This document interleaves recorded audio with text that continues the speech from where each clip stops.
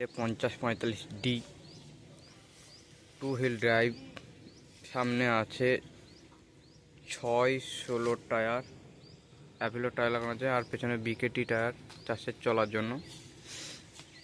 14-28 tyre, power steering, side shift gear আছে, side shift gear. এদিকে 4টা, এইদিকে হাই লো মিডিয়াম 3টে।